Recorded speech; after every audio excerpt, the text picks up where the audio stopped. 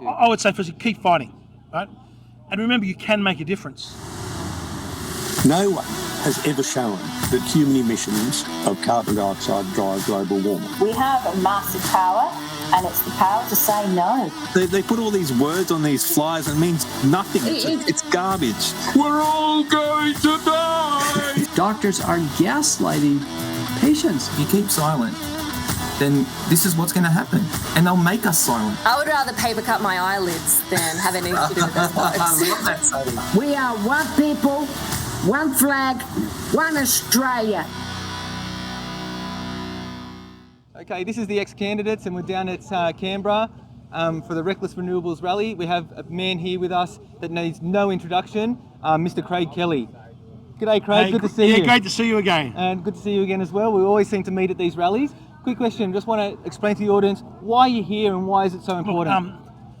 They've titled this Reckless Renewable Rallies, and there's community groups from all around the nation that are experiencing in their particular area damage to their environment, damage to their local amenities because of these what you would describe as reckless renewables. We've got people from Western Victoria that are having transmission lines putting through their properties. We've got people from Port Macquarie that are having these mad, a beautiful spot like Port Macquarie off Port Stephens and also Port Stephens. Beautiful coastal spots that are put all these offshore wind turbines there. Same with down off the Illawarra escarpment down there. Madness. So that's what all these groups are here for, right? The reality is that the cost of electricity in this country is going up and up and up. We are no longer competitive. We once had the cheapest electricity in the world, right? We've sacrificed that with this mad rush to renewables, right? And I think it's people saying, Tom, let's have a question about this nonsense that we're going on, this net zero, because it is destroying the country, and most of all, it is putting us at a competitive disadvantage against communist China. And I said today, I looked at the numbers only a couple of days ago, right? Just today, as we speak now, China has 50 times the number of coal-fired power stations that we have 50 in capacity. 50 times. So we have around a capacity of coal-fired power stations about 21 gigawatts. China has 1,100. Unbelievable. So it's 50 times. Now, that's where you start from. China today, as well as that 1,150 times, they have under construction 6 times our total grid. Yep. They've got 132 megawatts under construction today. Our total fleet is only 21. Yeah. So we've got Chris Bowen here saying 21 gigawatts of electricity. We're going to close that down. And you've got China, not in planning or under actually physical construction where they've got things being built, 132 gigawatts, 6 times our total capacity. And what's Australia? What could Australia possibly do by rewinding their coal-fired power stations? This is absolutely nothing. At the moment, I said we're 1/50th of China. If we go to nothing and China's going to replace more than we do, it is completely counterproductive, right? Yeah. It is a transfer of wealth out of this country. It makes Australians poorer and it makes the communist Chinese richer. Yeah. Right? It is surrendering a political, economic and military advantage to the communist Chinese. In years to come, this policy of net zero in Australia, where such policies are not being adopted by other countries who are our competitors, will be seen as an act of treason. Yep, I completely agree with you, and I'm sure all of our viewers and listeners also agree with you. Enough with the reckless renewables, because we know how bad they are, okay? Where are we going to see you again in the future? What's happening next election? What are you going to do? What are you going to do for us? Look, we'll be running again as United Australia Party. Yep. We're looking at realistically a 2025 election, so we're still all through this year. We'll continue to work on the policies that we do. Look, the major ones that are really concerned at the moment, I would say in order, obviously you've got the net zero issue, right? That falls into cost of living, people being able to afford their electricity, competitive industries. That's obviously very high in there. You've got things like make sure we don't sign these treaties with the World Health Organization, right? To sign up to these treaties and to secede and surrender our national sovereignty. So unelected bureaucrats like that Tedros character, the Ethiopian Marxist, is making decisions about what Australian people should do with their health. That is what it means if we sign up to that treaty. I've got a quick question, just a follow-up question with that. Now, we've spoken to many politicians, okay, and various levels and statures and stuff like that. And to be honest with you, a lot of them deny that even is on the table. And they also say that why would Albanese ever give up the power? He worked for 40 or 50 years to try and get where he's at. Yeah. Why would he secede power like that? Well, so that's to stay in power, you cede power to the globalists, right? This is not some. Look, we tried to raise this in an election campaign, and they just laughed at us, right? Yes. Go, if anyone is not unsure about this, go to the World Health Organization's website, yes. right? There's two things to look at. One is called the Global Pandemic Treaty. The other one is what they call amendments to the International Health Regulations. It is the amendments to those health regulations that real the nasties are, right? It gives them so much power, but just, if you're not sure, the first thing that should trigger you is that previously the World Health Organization, making decisions, had to give consideration to human rights, right? Which you think they would have to? As we do so in Parliament, every piece of legislation that goes through Parliament, you have to do a declaration, is this compatible with human rights? It's a part of every piece of legislation that gets presented in Parliament. The World Health Organization want to take that obligation out so that they can make decisions irrespective without referring to what human rights are. If that doesn't tell you something is very, very wrong, disgusting. Right? So, we've just got to rally against this. At the last election, it was both Morrison and Albanese were all on board with this globalist agenda. We stood out, we spoke out against this. They basically claimed that we were nuts, right? Yep. And like all the policies we had, they're doing a conspiracy theory and the truth is about 6 months. Yes, right? That's what it is. So if anyone's not sure, go and look it up yourself and you'll see how dangerous this is. There's a pushback against this globally. Yep. We see many people in Europe. I think if Trump is re-elected, he's not going to have anything to do with the World Health Organization, and we should be doing exactly the same. This is an organization that during COVID completely failed, made mistake after mistake after mistake. We see they protected the communist Chinese. Remember, they were the ones that saying, there's nothing to worry about here. They were the ones that saying you don't need to close your borders to China. They were saying it's not an airborne virus, right? They were, you go on and on and on and on, which they've been shown to be wrong in, and now they want more power, right? It's like the football coach.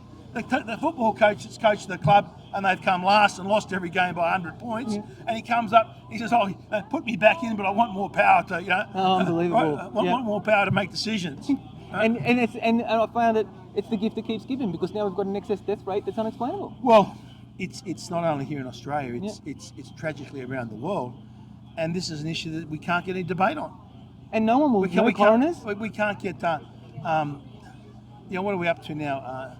Even the Australian Bureau of Statistics can't keep up to date with what the excess deaths are. Like now, the latest data they have published is up to September. We have no idea what has happened in October, November, December, January. Our data's 4 months out of date. We have no idea what's happening. This should be like a canary in the coal mine where the excess data goes off the tracks. It should sound warning signs. Our data's 4 months out of date. Yeah. It's the same in the UK. Andrew Brigden, a great local member there, that said, I've had enough of this BS. He's been speaking about it. Senator Babbitt and Malcolm Roberts had a bill, right? It was a joint One Nation UAP bill in the Senate. Let's have a debate on excess deaths in this country. And the Labor and the Greens and the Liberals all voted against it. Yeah, I know. So we can't even have a debate on these issues. And that's what Parliament's about, is debate. It should be, remember, we're looking at something that's 40,000 more Australians are dead over the last 2 years than what we would expect it, right? This should be on the front page of every paper. And we've seen it's not just Australians. We saw the data out of Queensland the other day. You've got between 2018 and 2022, you had almost a 47% increase in deaths, prenatal deaths. Yes. 47%. I did the numbers. It works out that means there were something like 232 Queensland babies that died extra because they couldn't keep the numbers the same. And no one's asking a question? Well, at least we've seen it raised. We've got to get more discussion on this, right? And this is why, again, at this next election, it's so important that we get more independent senators and for more of the minor parties into that parliament. Thank you for your time today, Craig. One more last thing, okay? What's your final message for our viewers and for anyone that we can get this out to? I would say, first, keep fighting, right? And remember, you can make a difference. People say, you didn't succeed, you didn't do anything, and I say, rubbish, right? I said, remember, Greg Hunt bought 10 injections for every person in this country. Right? Their plan was to have mandatory vaccinations and vaccine passports indefinitely. That was the plan. So without enough people standing up like we did, there would still be vaccine mandates. Vaccine passports would still be in place in this country. You'd be now lining up for your 7th or 8th compulsory shot, right? That has stopped. It didn't happen. The lockdowns finally ended, right? Because there was enough people that spoke up. Yep. So you can make a difference by speaking up. The other thing I'd encourage everyone to get on social media. Remember, where this is a contest of ideas, right? And all the data is on our side. Right? Yes. All the science, all the evidence is on our side. It is. We've just got to get out there and share it. Yep. So I'd encourage people, if you're not, go and get your son or your daughter or someone. Often go to the youngest person in the room. Ask them to set you up on Twitter. Ask them to set you up on Facebook. Ask them to set you up on Instagram or something, right? And share as much stuff as you can. Yep. Because when you share or your comment, that goes to the algorithms and that spreads that message further. Yep. Right? Absolutely. That way you can do it. You can put up you can do it under a false name. You don't have to put up your own identity. Yep. But every time you share something on your social media, Facebook, Twitter, or whatever, right? That spreads the message even further. Yep. Even if you do just a little bit, it goes a long way. You just have to click like. Yep. Right? Just click. If you see something that you like and you agree with, just hit the like button on it. Yep. Right? Or put a comment. Yeah, I agree, or something like that. Yep. That helps spread the message further. Excellent. That's what I encourage everyone to do. Wonderful. Thank you very much, Craig. Thanks. I drove down from Sydney today and I saw all the wonderful wind farms out in the distance. Not one of them were moving. So they're fantastic, aren't they? But I want to start off by thanking you all for being here. It's so important that you are all here today doing this.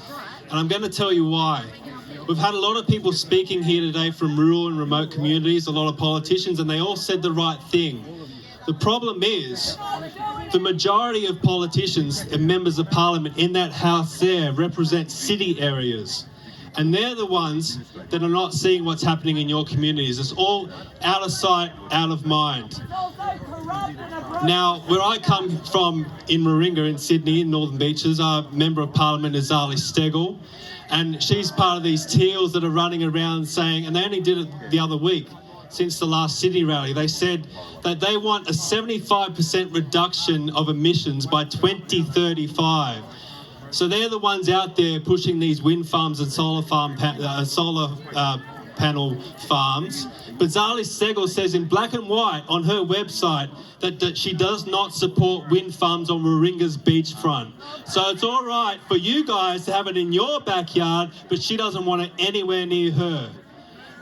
You had Chris Bowen out recently. He was out near Dubbo somewhere and he had his Akubra hat on and he was announcing some new wind farm, and he's standing in a line of people with a whole bunch of shovels and they push up a little bit of dirt and they all smile and think it's a wonderful, wonderful thing. But as soon as he gets in his car and drives away, that's when the bulldozers come in and the graders come in and they take that pristine land and bulldoze it straight to the ground. He's another one that represents a city electorate. He's in Sydney.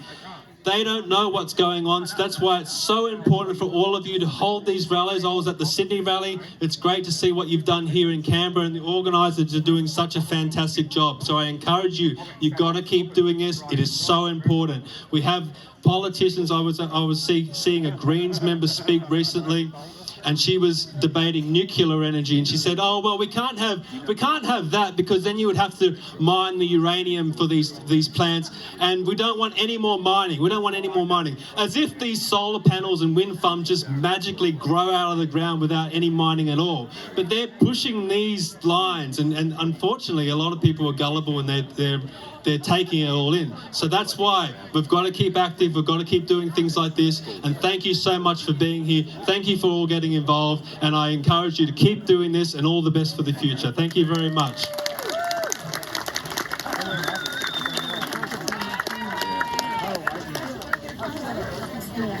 We've got our special guest in person today, Kevin Loughrey, and he's going to help us and he's going to talk to us about why he's at the Reckless Renewable Rally in front of Parliament House down in Canberra. G'day, Kevin. How you going, mate? I'm good, thank you very much, Adam, and I think you guys are fantastic, so I'll give you a plug on screen. Well, right thank now. you very much. I think you're wonderful. You're doing a terrific job. Well, thank you very much, but we pale in comparison to the work that you've done over years. It's after the last episode that we've had, right. And I know we're on time schedule because you're going to speak and stuff like that soon, but just quickly, why is it so important that you're here today? Well, my emphasis is to impress upon the gathering that the world is not warming, it is in fact cooling, and has been doing so for about 8,000 years. And that's what drillings of ice cores show, and that's what recent meteorological data shows. From 1880 to the present day, Australia's atmosphere has been cooling. It's not been warming. And the only way that it's been warming is by people fiddling with the figures. And there has been incredible manipulation of historical data in order to support a global warming narrative. And one has to wonder why patriotic Australians working in the BOM and places like that, even the CSIRO, would be a party to this fraud. The most frightening thing to me is not that either the world is warming or cooling, but how easily people can be defrauded. If they can be fooled by this, it's terrible. But look, where it also is very much refreshing to me that we are now getting people to wake up. A lot of Australians have been complacent, apathetic up to this point in time, but they're now starting to see, holy hell, this is serious, Mum, we'd better do something. Yeah. And we have gathering here a lot of good people who are then going to go back and spread the word. And I'm here to try and show people actual data, actual raw data from credible climatology networks around the world that say that the Earth's atmosphere is cooling. Also, I was trained at fourth year university level in thermodynamics with honours, and my focus was on water and hot gas. And I can tell you now that there is no way within the laws of physics or thermodynamics that a trace gas could possibly appreciably, and I stress appreciably, warm the Earth's atmosphere. It is totally overshadowed by other influences and effects. The hot gas that's coming out of this place. Yeah, well, the hot gas coming out of this place is doing an enormous amount of damage to this country. We are $900+ billion in debt, and we are borrowing money.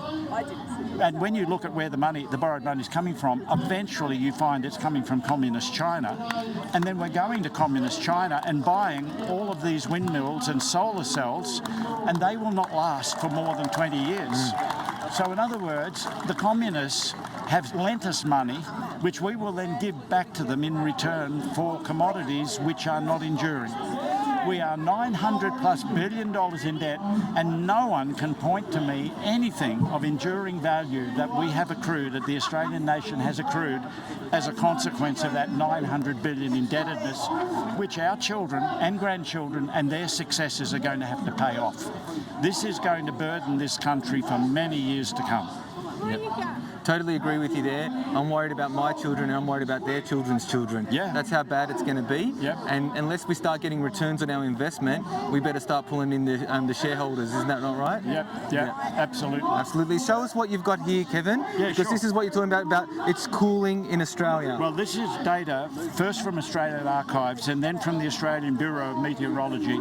And up to here is accurate. After there is some doubt about the accuracy of these figures. And Dr. Jennifer Maurassi, who is someone for whom I have a great deal of respect, has done a lot of research into this and has written a number of papers pointing out that Australia's temperature record is broken after about 1898. This is from the US Climatology Network for stations of long standing that were not built in by urban conurbation. And you will see here that we're going from 1900 through to around about 2020, and the general trend is downwards. This is from the Japanese Meteorological Agency in Antarctica, and you can see that the temperatures in Antarctica from 1960 through to the present day are going down. This is from Sierra Leone, which is on the west coast of Africa. The data goes from 1880 through to about 1995, and you can see that there is a general trend downwards. This is from Brazil. Let me get this right, sorry about that. No, it's all good. This is from Brazil, and you can see from 1896 through to 2008, the general trend of the temperature is downwards. This is Durban on the east coast of Africa. You can see that the temperature are dropping. This is what NASA has done to the temperature record. This is the National Centre for Atmospheric Research, 1974. This was printed in a newspaper in 1974, and they were talking about a coming ice age. By 2019, NASA, and in particular the Goddard Institute of Space Studies, had rewritten the temperature history to be the red line. This is fraud. And that was revealed in ClimateGate, those emails which came out. We move to the next thing. By the way, I have to thank Tony Heller for a lot of this. I have to give credit to Tony Heller. Without Tony Heller, I would not have been awake to this. He could have, in fact, saved mankind, what he's done. This here is Darwin's temperature. The blue is the raw data, and this is what the Global Historical Climate Network have done by using a process called homogenization. And as a thermodynamicist, I'm telling you, there is absolutely no basis in thermodynamics for homogeneity. It's actually a means by which one can elevate the temperature in order to propose a climate warming narrative. Here we have cyclones. Cyclones going from 1970 up until approximately the present day. You can see that the cyclones are getting less frequent and less severe. I live around Lismore, and you can see that the rainfall pattern around Lismore hasn't changed since 1880 through to the present day. Sorry, Kevin, I've got a quick question just regarding the tornadoes and cyclones. Yes. Could that mean because the temperature's cooling that there's less thermodynamic energy, so then you're not getting so much hurricanes and cyclones? Yes, it appears as though the climate is becoming more temperate. Right. And I haven't truly looked at minimum temperatures, although last year, evidently, in Antarctica, there were the coldest temperatures on record. Wow. But yes, it appears that you get tornadoes when you have great differences in temperature. Yes. And they are no longer with us. Okay, thank you for that. This is the bushfires. You'll notice the bushfires are getting less dangerous. This is the kicker. This is taken from ice cores.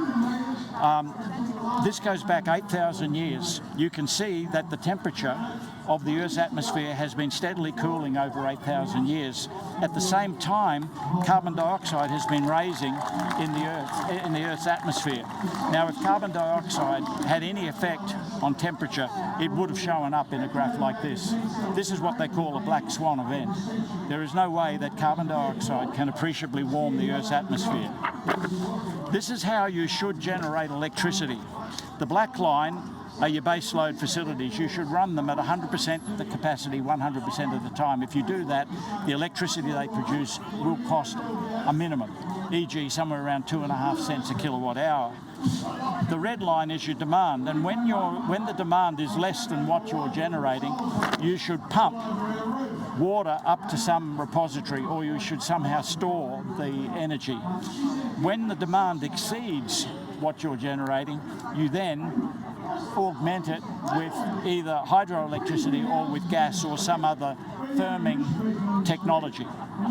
And then at the end, the demand drops below the rate at which you're generating, and you start storing the energy again. This is what happens when you inject intermittent power into the grid. You've got to have your baseload facility capable of producing the full demand if the wind and the solar drops away, and it does. At times there is no wind or solar energy available.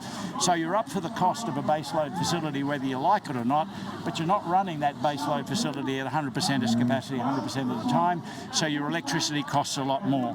We're also paying a great deal for connection now to the electricity grid. The reason for that is that money is actually going to building long distribution lines to support renewable energy, as they call it, and it's not renewable. This is what's happened to the cost of electricity since 2007 to the present day, approximately. That blue line is the CPI. The red line is the cost of electricity. It's now gone up 7 times the CPI since we embarked upon this madness. This has to stop. This is a massive wealth transfer. Every Australian when they pay their electricity bill, is actually paying people like BlackRock, Vanguard, and the Chinese Communist Party. That's what's happening, and it's got to stop. And the people up there on the hill are responsible for this. And my advice to everybody is get involved in politics, find out what a candidate stands for, and if you have candidates that support your ideas, then vote for them and support them. Go around and tell everybody else about them.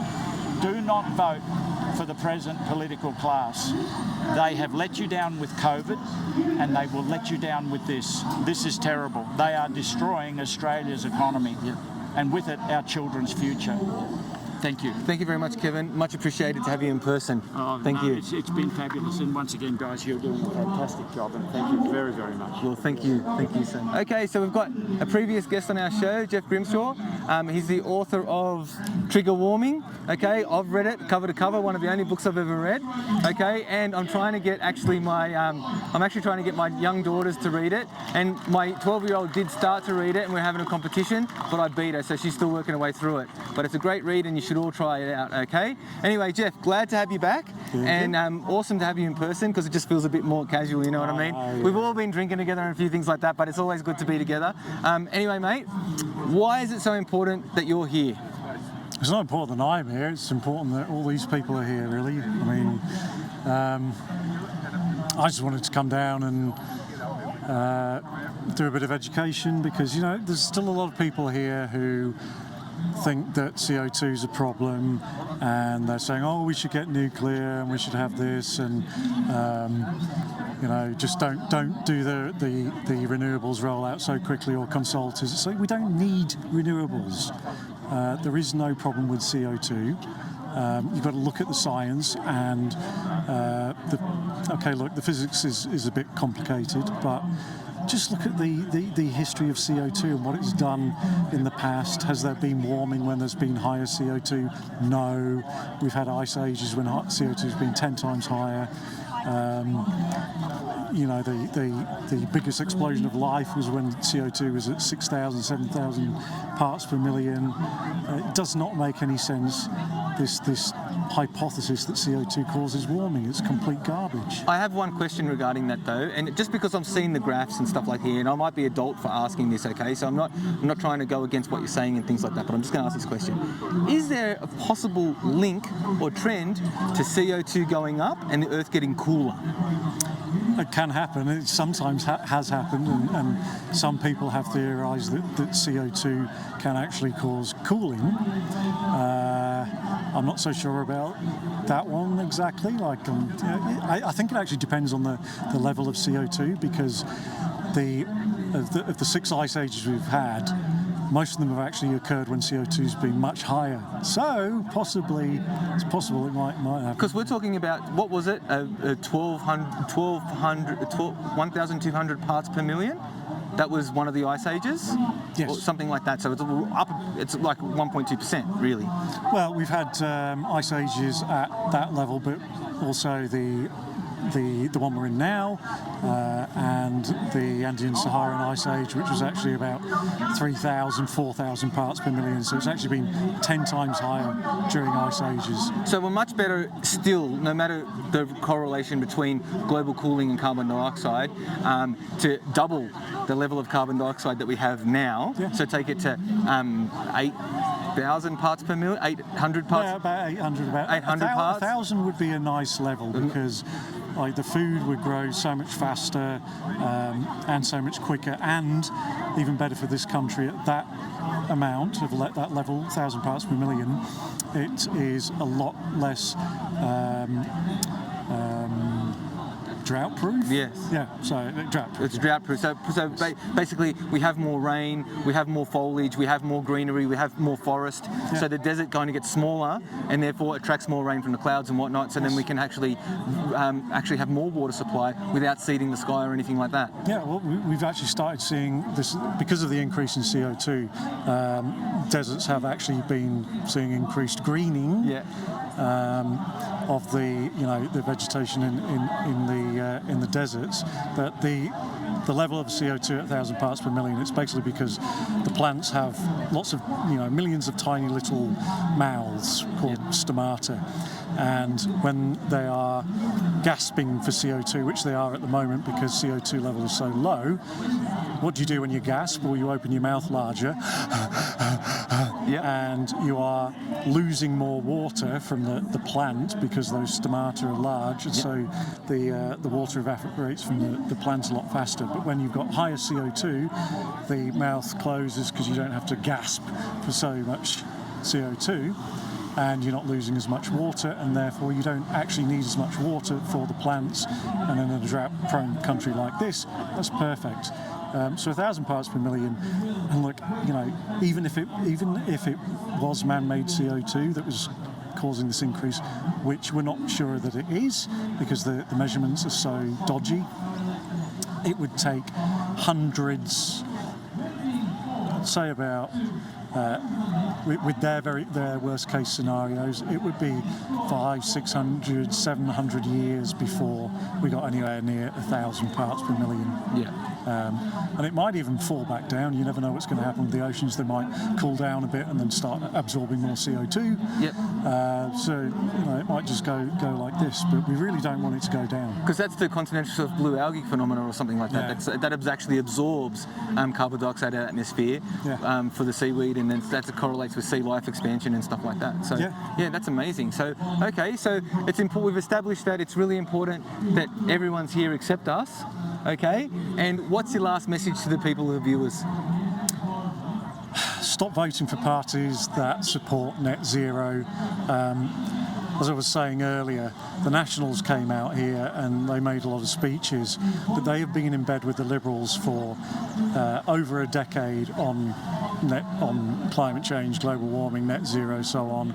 So why would you still vote? A lot of people here are from the countryside, so they're Nationals voters. Why would you keep voting for the Nationals if they are on board the net zero train? There's no good coming out here and saying, oh, we oppose this, and then going back in there and voting for it.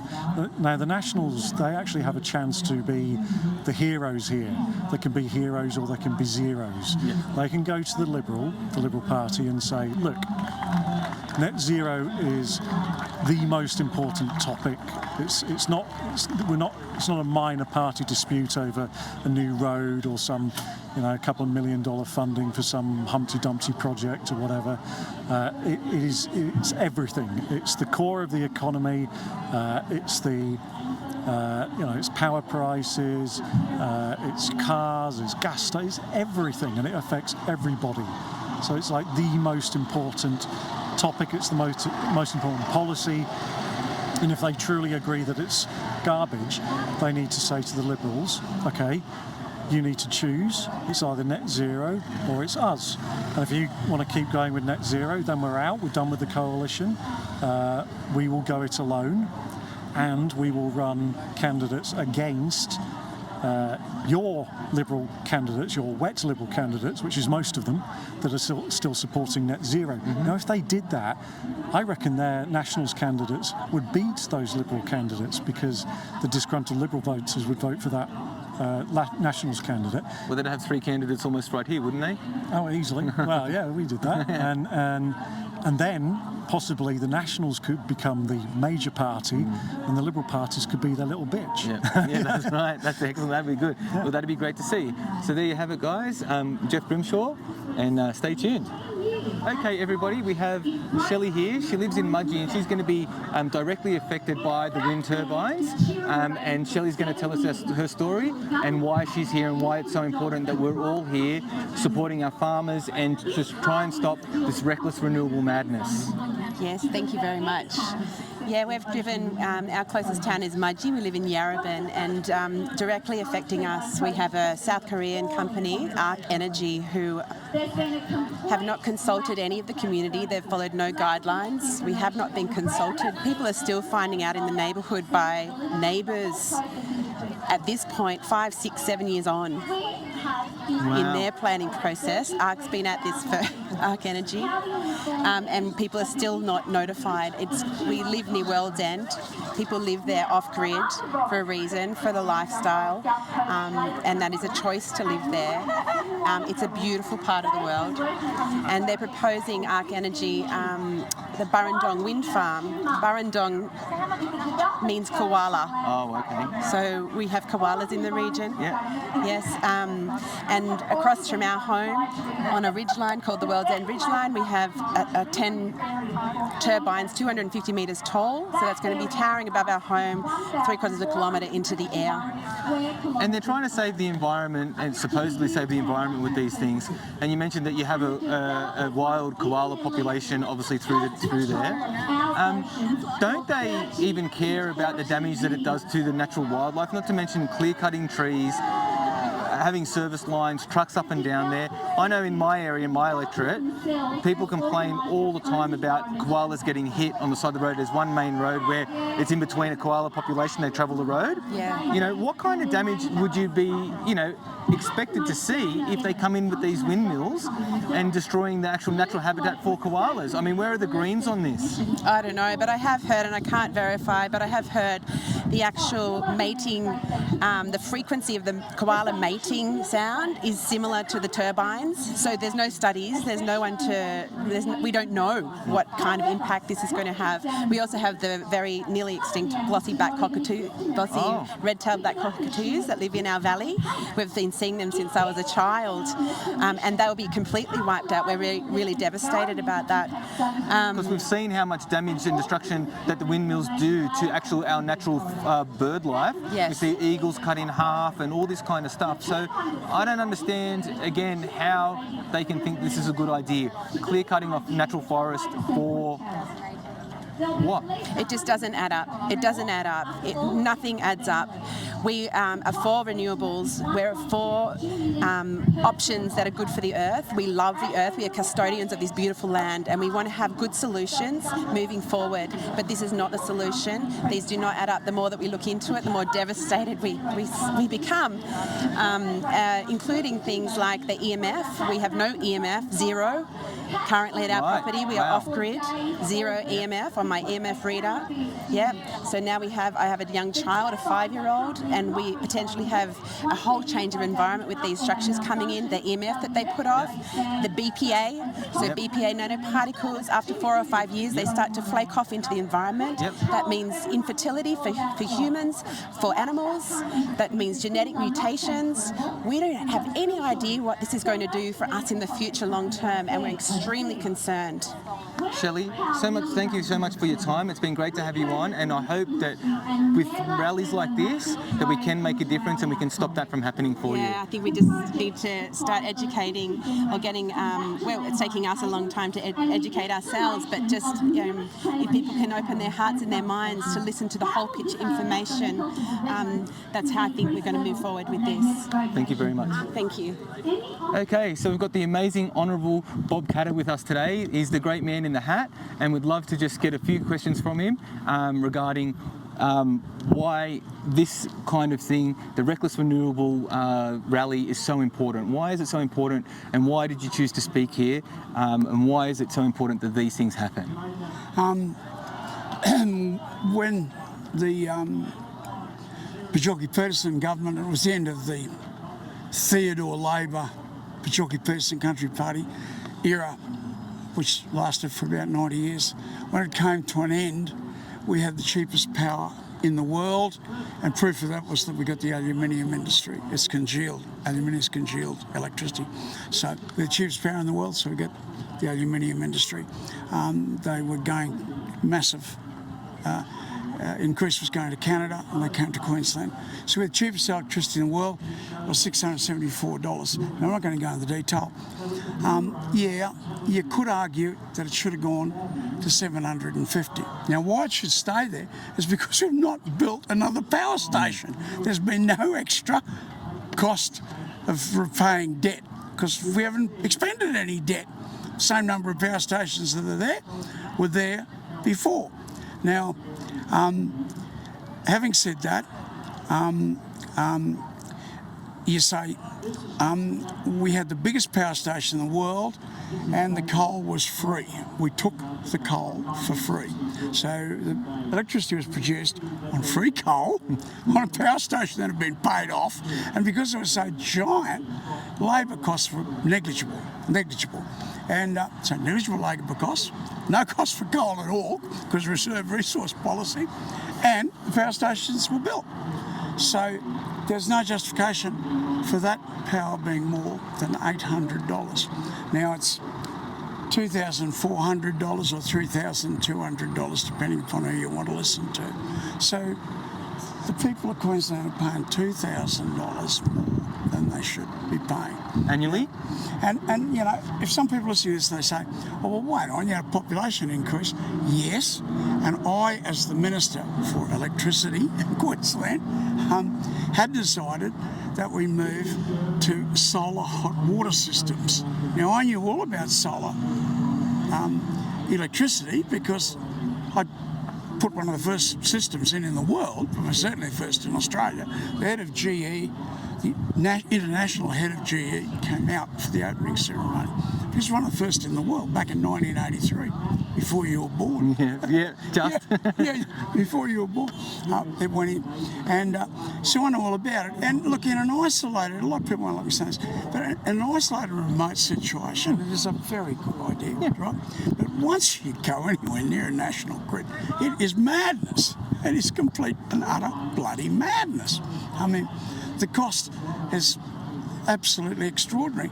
The actual state government figures say about, of that $3,000 consumer, 800 can be justified. Now the other 2,200, where'd that come from? Most of it came actually from privatisation. Oh, okay. Kicked it up $1,000, and then the greenies kicked it up another $1,200 on top of that. But as I say, in my street, in Charters Towers, there are 24 houses, 23 have no solar, only one house has solar. That's our house. We're the only rich people in the street. So the other 23 pay nearly $2,500 a year to subsidise me paying nothing. Oh, that's a good trick. So it's a method by which we tax the poor to subsidise the rich. Now, I've been saying that to people when I'm out and about working in our views. I can give you the actual figures. Yeah, you can. I can give you the actual detailed figures. And I've got the graphs that were published, you know, at the time. Not my figures, you know, the Queensland, Electricity Commission's figures. Yeah, that's unbelievable. See, that's the truth about solar. It's just taking money from the poor and giving it to the rich because they can afford to put on their roof. Come to Tower Street, Charters Towers, and you can see it for yourself. My wife did throw a flower pot at my head. She said, "You take the subsidy or I'll kill you." and when I told her it was a great idea that, you know, the poor should subsidise rich people, she threw a power pot at my head. Well, the Honourable Honourable Bob Cutter, I do apologise. I was just going to say one last thing. Thank you for your time. And what's the last message that you might have for the people of Australia who might be seeing this? You know, you've got to find out what is the best and cheapest way to deliver services to the people that do not harm the environment or anything of that nature. Well, you know, the biggest power station in Australia is Yarrabin, and it's due to close. It has to be kept open or the lights will go out in Australia. But we also have to build a 3,000 megawatt power station at Collins, which was a small power station, but the state's electricity grid goes right through Collinsville. So there's no cost of power lines, which is a very big cost. There's no cost of power lines, so you save yourself a couple of $1,000 million straight off. And it's on the third biggest river in Australia, the Burrendong River, so there's plenty of water. There's unlimited land. It's what's called the Uplands Desert, because there's no great dividing range behind it. So it's an ideal site for a giant coal-fired power station. And you know, I'm saying, well, the zero emissions, what are you whinging about? You know, the emissions are going into the algae, which will go into diesel, fuel, or will go into food for humans, or most likely stock feed for prawn and fish farms, for cattle and lot feeders, for chooks, you know, pigs, not we've got any pigs left in Australia. But, you know, there is a little matter of about 1,500 million people going to bed hungry every night. Yes. Don't you think you've got some responsibility to produce food? Yes. No, you think we should produce no food at all. You want no cattle because they destroy the topsoil, right? Oh, what upset, you know, one ox per 3 square kilometres, you know what I mean? Oh, God, give me a break. Give me a break. We can't have cane because it's polluting the barrier reef. Well, that's interesting because when you cut the cane, you have 8-inch thick trash blanket, you know, all the leaves and everything is put on the ground, so there can't be any runoff. And then, of course, it's covered in the cane, and cane is such a dense biomass, you can't walk through a cane field. Yes. And it's just a solid biomass. So I don't know how you're going to have any runoff from a solid biomass you can't walk through, and then a trash blanket nearly a foot thick. I mean, give me a break. You know, give me a break. Mr. Cutter, the answer seems so simple. Okay, why is it? What's so hard? This is the last question. I do apologise for your time, but why does it seem so hard for the people who are making decisions in there to get this message through their head? I ask myself that question every day of my life. And one of the two smartest blokes I've ever known, he got 8.2 million hits in a letter to my fellow Australians. So he's pretty clever bloke. And he said, the education system, you had an objective examination, statewide examination system, and you'd done it right. I said, yeah, I was in the top 3%. And he said, how would you have fared under subjective continuous assessment by your school teacher? I said, I was expelled twice. Not once, but twice. So I don't think I'd have done very well at all. You know? Well, he said, you've trained a whole generation to conform with the conventional wisdom. So if they have some new fashion statement, what's the word we're after we use? Belief system? Ideology. They have the latest ideological fashion statement, because they've got to be with it, you know, and we're the good guys and they've got to be with the latest fashion statement, ideological fashion statement. So, you know, they're out there advocating, oh yes, we're saving the planet. Not like you people, destroying the planet. Hey, I'm growing trees. You know, how many trees? And I always ask, whenever I'm arguing with Greenies, I say, now, could I just ask a question? What trees have you planted? And they all look at the ground. None of them have planted a tree. And one bloke threw me at a big demonstration. He said, yes, I own these eyeballs and bulge here. He said, I planted a tree? Yeah. I knew he was lying. I pulled out my notebook. Where'd you plant that tree? And he exploded with rage and come racing up and he's frothing at the mouth. We made the front cover of the Sunday Mail, which is the biggest circulation newspaper in Australia. I said, mudlarks or something like that, you know what I'm there, snarl on my face. My son said, why didn't you hit him? Why didn't I hit him? In front of 12 police and 4 television cameras, why didn't I hit him? No, you dogged it. You dingoed it. Like, I said, the truth was that it was the height of the epidemic, you know, the homosexuals get that terrible disease. And it was the height of that epidemic, the AIDS disease. Yes, AIDS, you know? And I thought, if I hit him, I might get...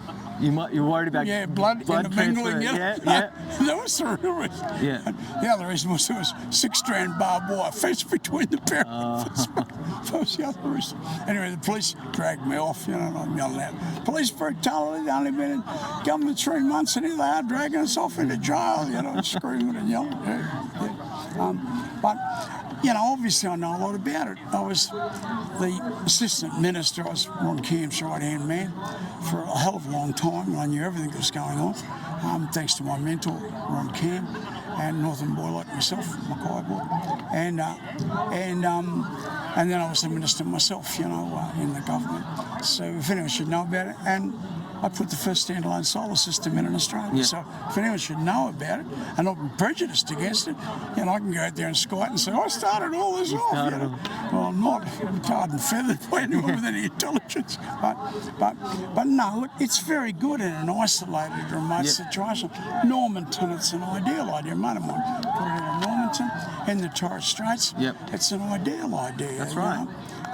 But once you start talking about it in an urban town situation, it's complete madness. Yes. Really complete madness. Yes. Very counter. Absolutely. Well, thank you very much for your time, Mr. Cato. We really appreciate it and pleasure to meet you. And we'll be in contact and we'll try and get a full interview out of you soon. Thank you so much. Stay in touch, please. Thank you.